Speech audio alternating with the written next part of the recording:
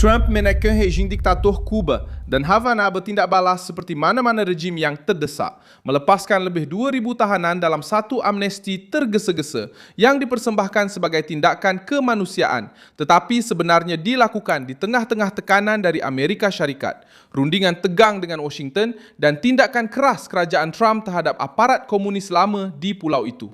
Pada hari Selasa ini, perkara ini menjadi penting kerana kita bukan bercakap tentang keputusan yang dibuat secara bersendirian di Havana, tetapi satu reaksi langsung daripada rejim tersebut. Yang mula merasa takut apabila pentadbiran Trump meningkatkan tekanan. Marco Rubio memperkeras pendiriannya terhadap kepimpinan tertinggi Kuba, Miguel Diaz-Canel, menerbitkan nama-nama tahanan dalam warta rasmi, menyebut pengampunan itu sebagai tindakan berdaulat dan berperi kemanusiaan. Tetapi persoalan yang tinggal adalah mudah. Jika rejim itu begitu rapuh tetapi begitu yakin, mengapa ia membuka sel penjara sekarang? Jika tiada tekanan sebenar, mengapa tergesa-gesa membebaskan ribuan orang tepat pada masa ini? Dan jika Trump tidak menanamkan ketakutan politik di Havana, bagaimana nak jelaskan amnesti sebesar ini di tengah-tengah kepungan Amerika? Saya akan ceritakan semuanya kepada Anda sebentar lagi. Jika Anda suka kandungan yang terus terang dan tidak berbelit-belit seperti ini, pertimbangkan untuk melanggan kerana di sini ada video seperti ini setiap hari. Senarai penerima manfaat amnesti telah diterbitkan dalam warta rasmi Cuba melalui dekri yang ditandatangani pada 3 April oleh Miguel Diaz-Canel. Teks tersebut memberikan pengampunan penuh dan muktamad kepada senarai panjang banduan. Sebahagian daripada mereka telah pun dibebaskan dari penjara menurut Reuters. Pembebasan ini melibatkan lebih daripada 2,000 tahanan dan merupakan amnesti kedua yang diumumkan oleh rejim hanya pada tahun ini. Rejim itu cuba mengawal naratif dengan mengatakan bahawa mereka tidak menahan tahanan politik. Rejim itu mendakwa bahawa individu yang ditahan selepas protes telah dihukum kerana kekacauan awam, melawan penangkapan, rompakan dan vandalisme. Namun, kepentingan politik amnesti itu datang tepat dari perkara ini. Ramai pembangkang dan penunjuk perasaan yang terlibat dalam protes 2021 telah dibebaskan melalui perjanjian dan langkah-langkah terkini apabila tekanan luar terhadap Havana semakin meningkat. Pulau itu tidak membebaskan tahanan kerana yakin dengan sistemnya sendiri. Ia dibuka kerana rejim itu dikepung oleh krisis ekonomi, kemerosotan reputasi antarabangsa dan tekanan Amerika pada kadar yang tidak dijangka dalam skrip rejim itu. Tindakan Trump menimbulkan ketakutan politik di Havana kerana ia menyerang rejim itu pada titik yang paling menyakitkan baginya, wang, legitimasi dan kelangsungan hidup. Sehari sebelum pengumuman amnesti pada bulan April, diplomat utama Cuba di Washington telah secara terbuka menjemput kerajaan Amerika untuk membantu dalam merombak ekonomi pulau itu. Ini menunjukkan betapa terdesaknya keadaan itu.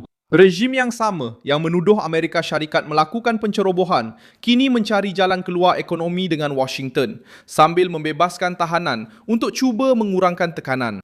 Di sinilah amnesti yang kejam muncul sebagai satu langkah kecemasan, bukan sebagai bukti keterbukaan sebenar. Keadaan menjadi semakin tegang pada 20 Mei apabila Amerika Syarikat mengumumkan tuduhan terhadap bekas Presiden Kuba Raul Castro, termasuk konspirasi untuk membunuh warga negara Amerika, pembunuhan dan pemusnahan pesawat udara. Raul Castro berumur 94 tahun, muncul di khalayak ramai di Kuba bulan ini dan tiada tanda bahawa beliau akan diekstradisi. Namun, kekuatan simbolik tuduhan itu sangat besar. Washington telah meletakkan tokoh bersejarah revolusi Kuba sebagai sasaran tindakan undang-undang Amerika. Marco Rubio meningkatkan tekanan pada hari berikutnya dengan mengatakan bahawa peluang untuk mencapai perjanjian yang dirundingkan dengan Cuba tidaklah tinggi. Kenyataan itu telah menafikan usaha Havana untuk menjual pembebasan tahanan sebagai tanda keadaan kembali normal. Rubio menjelaskan bahawa pentadbiran Amerika lebih suka penyelesaian diplomatik tetapi tidak mempercayai kepimpinan komunis semasa. Bruno Rodriguez, Menteri Luar Kuba, bertindak balas dengan menuduh Rubio menggalakkan pencerobohan tentera dan secara palsu mengklasifikasikan Kuba sebagai penaja keganasan. Reaksi Havana menunjukkan bahawa tekanan telah sampai ke pusat kuasa Kuba dan memaksa rejim itu untuk memberi respons dengan nada defensif. Rejim itu juga cuba menjadikan amnesti sebagai alat propaganda dalaman. Dengan menyebut langkah itu sebagai isyarat kemanusiaan dan berdaulat, Diaz-Canel cuba memberitahu rakyat Cuba bahawa kerajaan masih mengawal keadaan. Tetapi urutan peristiwa membongkar sandiwara itu.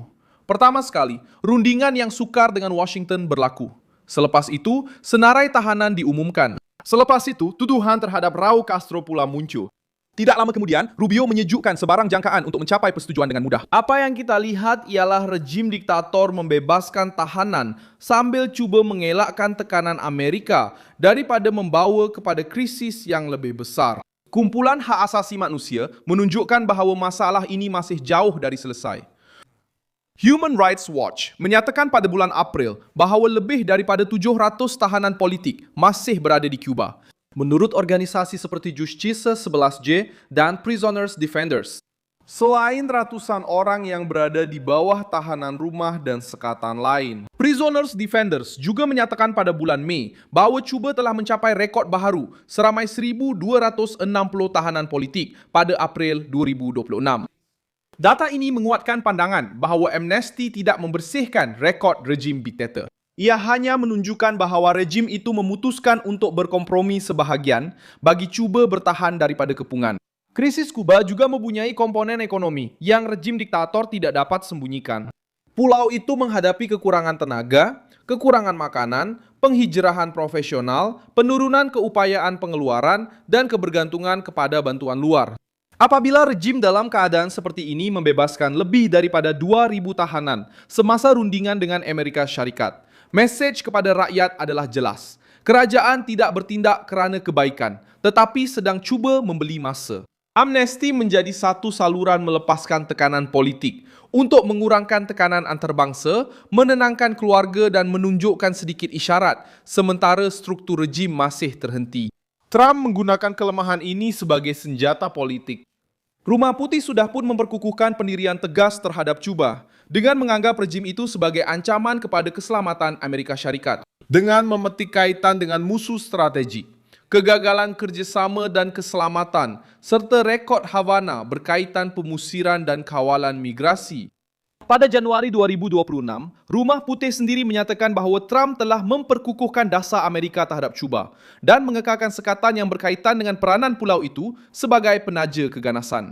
Kerangka ini menjadikan amnesti sebagai sebahagian daripada perebutan yang lebih besar. Ia bukan sekadar penjara, ia adalah kuasa. Rejim diktator, Kuba tahu bahawa setiap tahanan yang dibebaskan sekarang menjadi bukti bahawa tekanan luar berkesan. Bagi rejim itu, membebaskan ribuan orang mungkin kelihatan seperti satu cubaan untuk meredakan suasana. Bagi Trump, langkah itu menguatkan hujah bahawa Havana hanya bertindak apabila mereka benar-benar takut akan akibatnya. Sebab itu, amnesti sangat meresahkan kelompok komunis. Membebaskan tahanan tidak bermakna membenarkan pembangkang bergerak bebas. Rejim boleh membuka satu pintu dengan sebelah tangan dan pada masa yang sama mengekalkan pengawasan, sekatan dan penindasan dengan tangan yang lain. Amnesti ke atas lebih 2.000 tahanan menunjukkan sebuah rejim diktator sedang cuba bernafas di bawah tekanan. Trump telah meletakkan Havana berdepan dengan kos politik yang tinggi. Rubio telah meninggalkan pendekatan lembut dan diplomatik. Dan kes Raul Castro telah menjejaskan simbol paling lama kuasa komunis Kuba. Sekarang, rejim itu cuba menjual langkah berundur sebagai satu langkah berdaulat. Tetapi rakyat Kuba melihat satu struktur yang semakin lemah, terpaksa membebaskan tahanan sambil berdepan dengan Washington, krisis ekonomi, dan desakan yang semakin meningkat untuk kebebasan di dalam pulau itu sendiri. Saya Milson Alves, seorang internasionalis, dan tujuan saya adalah untuk memastikan Anda sentiasa mendapat maklumat yang benar setiap hari. Pautan berita ada di dalam deskripsi video. Sila tekan butang suka pada video ini, langgan saluran dan di akhir nanti, lihatlah komen-komen supaya anda lebih terlibat dengan komuniti Milson Alves.